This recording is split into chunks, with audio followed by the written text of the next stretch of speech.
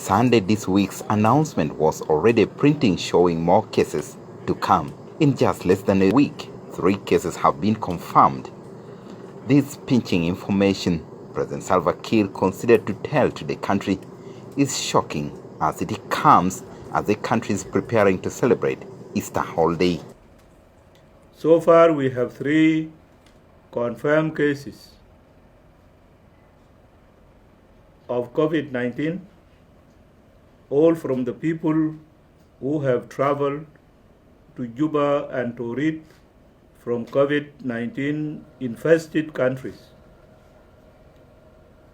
So practically, COVID-19 is in Juba and Torit, and we must prevent it from spreading across the country. A total of 65 contacts have been listed.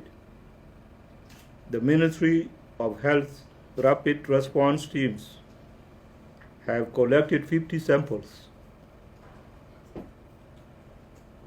from the contacts of the 3 cases for testing. They are now tracing more contacts of all the confirmed cases, and you will be updated accordingly. The confirmed cases of COVID-19 in South Sudan are still within the enemy's foreign staff, the situation that sparked anger among the nationals. However, President Salva Kiir urges citizens to refrain from hate speeches that had threatened the working environment for foreign staffs and their enemies. I must warn you that COVID-19 can be brought into South Sudan by anybody, including South Sudanese.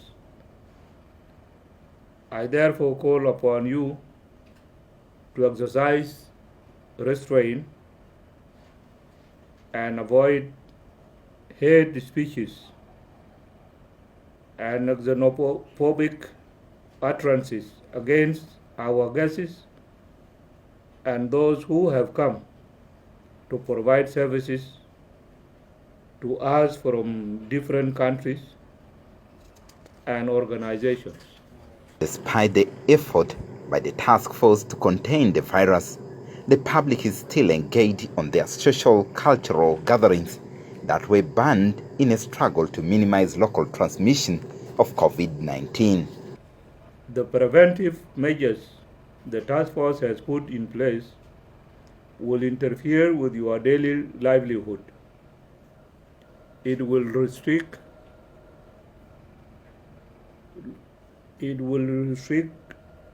large gatherings at funeral places, churches, and social events, and above all, deprive you of the freedom to celebrate and enjoy the Easter festivity. I sincerely sympathize with you in all of that. But I urge you to respect the and strictly follow the directives and advice of the task force. These measures are intended to protect rather than harm you. Each and every one of us has a duty to protect himself, herself,